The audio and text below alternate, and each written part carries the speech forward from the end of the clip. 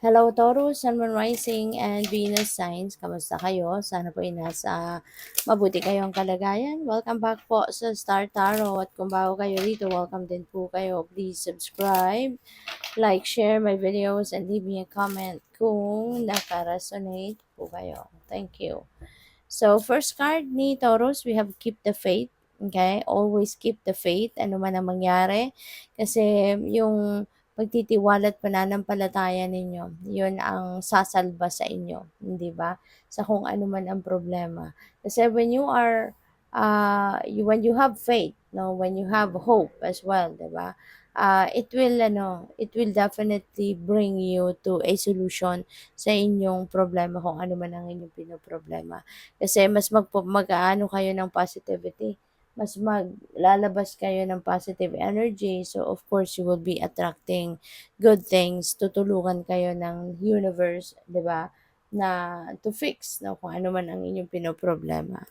So, we have leaving. Ang iba sa inyo, Taurus, maybe you're going to leave something or someone behind you.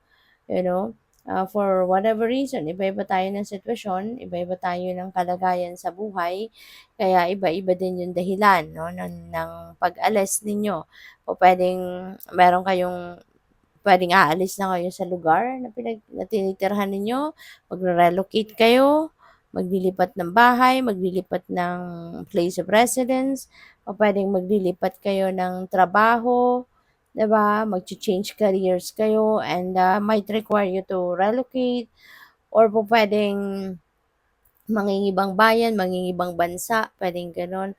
Or maybe you are leaving a friendship, no? Or maybe you are leaving a business partnership, or maybe you are leaving a romantic relationship, no? So, pwedeng 'yun ang iba sa mga dahilan, no, ng inyong pag-alis. So, what else? We have courage, and you are going to bring your courage with you, or you're going to activate your courage and inner strength for you to be able to do that, no? Para magawa ninyong iwanan talaga ang sitwasyon na 'yan, 'yun ang gagawin ninyo, no? So, magpapakatapang kayo or kailangan talaga ninyo na magpakatapang at magpakatatag in order for you, 'di ba, to ano, to leave something or someone behind you. Kasi it's not an easy thing to do, no? Na yung may tatalikuran ka, may iiwanan ka. Hindi simpleng hindi mo magagawa yun ng, alam mo yun, yung in a snap of a finger, okay, I leave that person or I leave the situation. Mahirap eh. Kasi lagi meron kang kahit papaano may mga emotional investments ka na dyan. 'Di ba? Kaya minsan nahihirapan tayo. But in your case, lalakasan mo ang iyong loob in order for you to do that. No? Kasi you want to change the course of your life for the better, kaya kailangan mong gawin ito. So, tignan natin ano pa ang ganap. And by the way, maraming salamat for subscribing. And if you haven't subscribed yet, subscribe na kayo. And also, maraming salamat din for not skipping the ads. Malaking bagay yan sa akin. And also, please click the join button sa baba ng video kung gusto niyo na mag-join kayo sa membership. Okay? Salamat po. So, what else? We have the Two of Cups. Ayan. So, si Two of Cups, this is partnership, no? This is partnership. Pwedeng meron ditong partnership in love. Pwedeng merong bagong relationship na mabubuo between you and another person. Or pwede rin na ang iba sa inyo is going to enter a new relationship, no? In friendship. Baka makikipagkaibigan ka. No? Magsisimula ka ng bagong pakikipagkaibigan. Possible din na ang iba sa inyo rito is going to um, maaring bagong relasyon nga, bagong kaibigan, bagong business partnership, or po pwedeng magle-level up, no? Po pwedeng magle-level up na ngayon yung inyong relationship kung meron man kayong, kung nasa existing, nasa existing relationship na kayo, baka ngayon magle-level up na kayo, no? Po pwedeng ganun ang ganap dito. So, good luck. So, we have the Two of Pentacles. Multitasking ito, no, Toro? So, napakasipag ninyo. Maaaring napakasipag ninyo, napakagaling din ninyo na mag-ano, napakagaling din ninyo na napakagaling din ninyo na magtrabaho 'no, hindi lang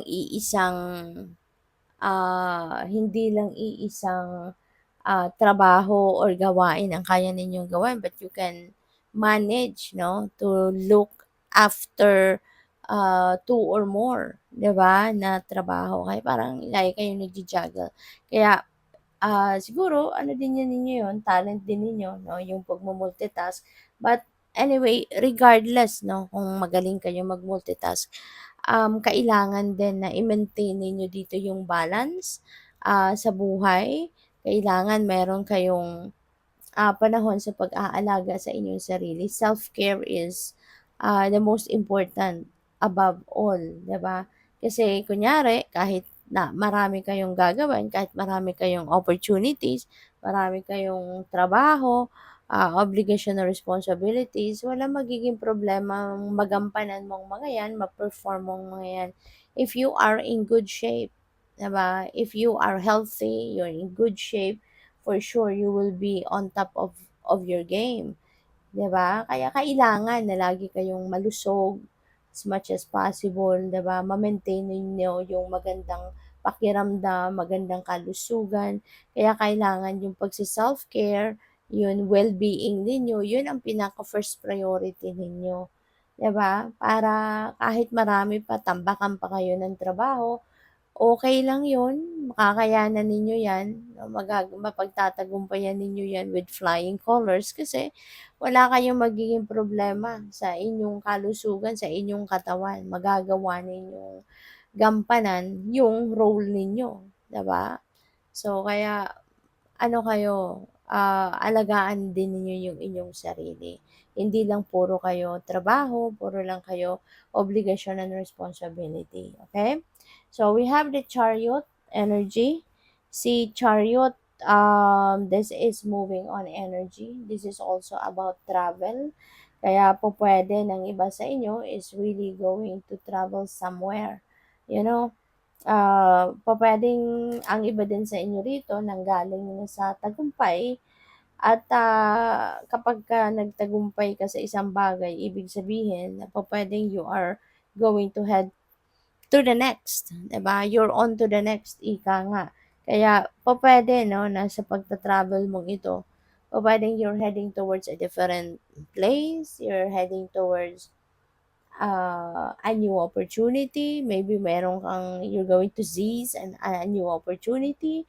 So, puwedeng gano'n din ang ganap dito, 'di ba? Kaya may mga pagbabago, may mga changes 'no, na kakaharapin kayo sa ngayon. Kaya good luck sa'yo. Thank you for watching. Love and light. Namaste.